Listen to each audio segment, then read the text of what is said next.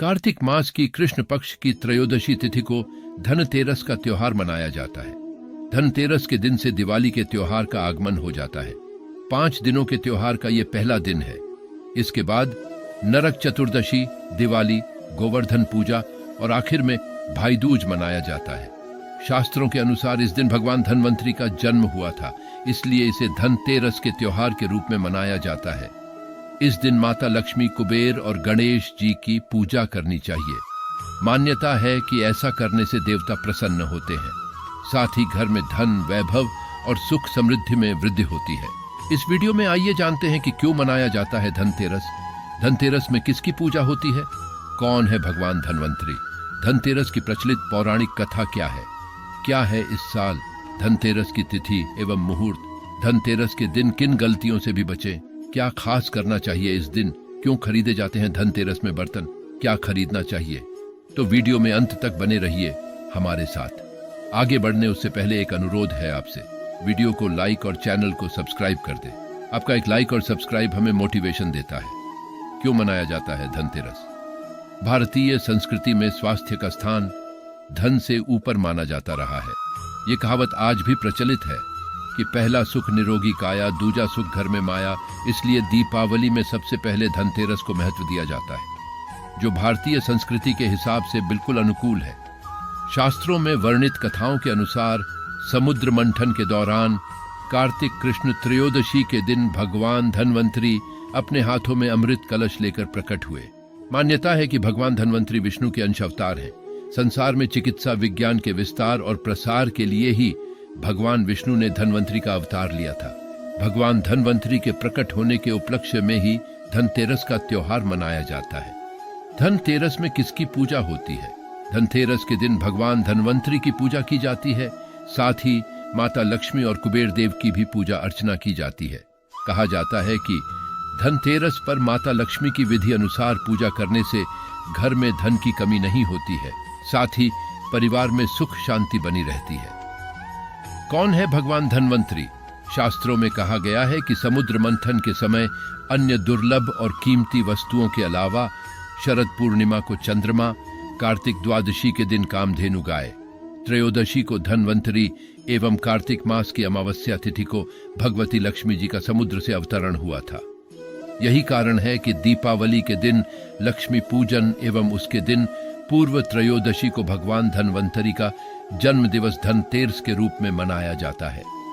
कहा जाता है कि भगवान धनवंतरी को नारायण भगवान विष्णु का ही एक रूप माना जाता है, जो आरोग्य प्रदान करते हैं। इनकी 4 भुजाएं हैं, जिनमें से 2 भुजाओं में वे शंख एवं चक्र धारण किए हुए हैं और अन्य 2 भुजाओं में औषधि के साथ वे अमृत कलश रखते हैं।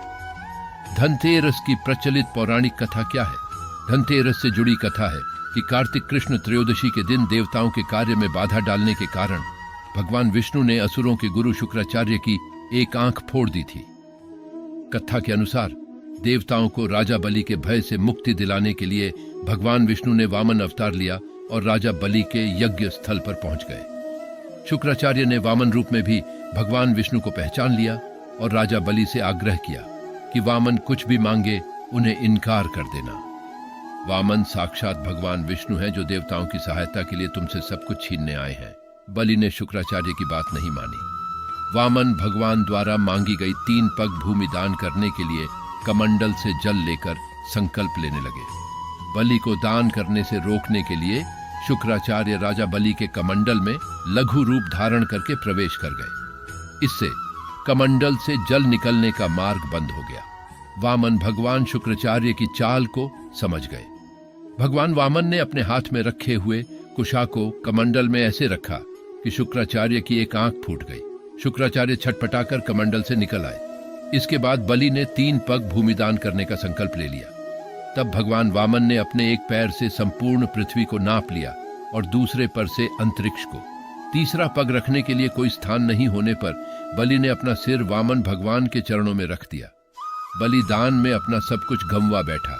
इस तरह बलि के भय से देवताओं को मुक्ति मिली और बलि ने जो धन संपत्ति देवताओं से छीन ली थी, उससे कई गुना धन संपत्ति देवताओं को मिल गई। इस उपलक्ष्य में भी धनतेरस का त्योहार मनाया जाता है। क्या है इस साल धनतेरस की तिथि एवं मुहूर्त? कार्तिक मास के कृष्ण पक्ष की त्रयोदशी तिथि यानी कि धनतेरस 10 नवंबर की दोपहर 12:35 से प्रारंभ होगी और 11 नवंबर की दोपहर 1:57 तक रहेगा। इस दौरान पूजा का शुभ मुहूर्त शाम 6:02 से रात 8 बजे तक करीब 1 घंटा 58 का रहेगा। धनतेरस के दिन किन गलतियों से भी बचें? धनतेरस के दिन किसी भी व्यक्ति को पैसा उधार नहीं देना चाहिए और न ही पैसा उधार लेना चाहिए। उधार देने का अर्थ है कि आप अपने घर की लक्ष्मी को किसी को दे रहे हैं और उधार लेने का अर्थ है कि आप कर्ज ले रहे हैं। विशेष रूप से धनतेरस जो कि समृद्धि का त्योहार है, उस दिन खास तौर पर इस बात का ख्याल रखना चाहिए और कर्ज का लेन देन नहीं करना चाहिए। इसे शुभ नहीं माना जाता। ऐसा करने वाले माता लक्ष्मी को नाराज करते हैं। इस एक गलती के कारण पूरे साल आपको धन का अभाव झेलना पड़ सकता है। धनतेरस के दिन नई झाड़ू लाई जाती है क्योंकि झाड़ू को लक्ष्मी का प्रतीक माना गया है। झाड़ू घर के दरिद्र को हटाती है। इस दिन झाड़ू पर पैर न रखें, मांस मीट शराब आदि का सेवन न करें, इसे अशुभ माना जाता है। इनसे घर में बरकत नहीं आती। इसके अलावा किसी से झगड़ा नहीं करना चाहिए। घर का माहौल खुशहाल रखना चाहिए। धनतेरस के दिन लोग बर्तनों की खरीद करते हैं। अगर आप भी बर्तन खरीदने का प्लान कर रहे हैं तो कांच के बर्तन या डिनर सेट बिल्कुल न खरीदें। कांच का संबंध राहु से माना गया है। इस शुभ दिन पर राहु से जुड़ी चीजों को घर नहीं लाना चाहिए। इससे घर में तनाव की स्थितियां पैदा होती हैं, खर्चे बढ़ते हैं और दरिद्रता आती है। कैंची, चाकू, सुई या किसी भी तरह की नुकीली चीजों को धनतेरस के दिन घर में खरीद कर नहीं लाना चाहिए। ये चीजें क्लेश की वजह बन सकती हैं। जहां अशांति रहती है वहां कभी लक्ष्मी का वास नहीं होता है। चीनी मिट्टी के शो पीस, बर्तन आदि को भी धनतेरस के दिन नहीं लाना चाहिए। इन चीजों को घर में लाना शुभ नहीं होता है। इन चीजों में स्थायित्व नहीं होता। ये चीजें कभी भी टूट फूट सकती हैं। ऐसे में इनसे कभी बरकत नहीं आती। धनतेरस के दिन इन्हें कभी भी घर में नहीं लाना चाहिए। लोहे का संबंध शनि से माना गया है। धनतेरस के दिन लोहे से जुड़ी कोई भी चीज खरीदने से बचना चाहिए। इससे आपके घर में आर्थिक हानि हो सकती है। इसके अलावा एल्यूमिनियम से जुड़ी चीजों को भी खरीदने से बचना चाहिए। एल्यूमिनियम का संबंध भी राहु से माना गया है। क्या खास करना चाहिए इस दिन? इस दिन अपने सामर्थ्य अनुसार किसी भी रूप में चांदी एवं अन्य धातु खरीदना अति शुभ है। धन संपत्ति की प्राप्ति हेतु कुबेर देवता के लिए घर के पूजा स्थल पर दीप दान करें एवं मृत्यु देवता यमराज के लिए मुख्य द्वार पर भी दीप दान करें। क्यों खरीदे जाते हैं धनतेरस में बर्तन? क्या खरीदना चाहिए? ऐसा माना जाता है कि यह अमृत कलश पीतल का बना हुआ है क्योंकि पीतल भगवान धनवंतरी की प्रिय धातु है। यही कारण है कि भगवान धनवंतरी के जन्म दिवस अर्थात धनतेरस पर लोग खास तौर से पीतल के बर्तन खरीदते हैं। अन्य बर्तनों की खरीदी भी इस दिन खूब होती है। धनतेरस को लेकर मान्यता है कि इस दिन खरीदी गई कोई भी वस्तु शुभ फल प्रदान करती है और लंबे समय तक चलती है, लेकिन पीतल खरीदने से 13 गुना अधिक लाभ मिलता है। वैसे कोई भी धातु की बनी वस्तुएं खरीदने का महत्व है, जैसे सोना, चांदी, तांबा, पीतल, कांसा आदि। यह वीडियो कैसा लगा कमेंट करके जरूर बताइएगा।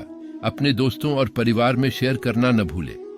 वीडियो में बने रहने के लिए आपका बहुत बहुत धन्यवाद। मिलते हैं अगले वीडियो में। नमस्कारम।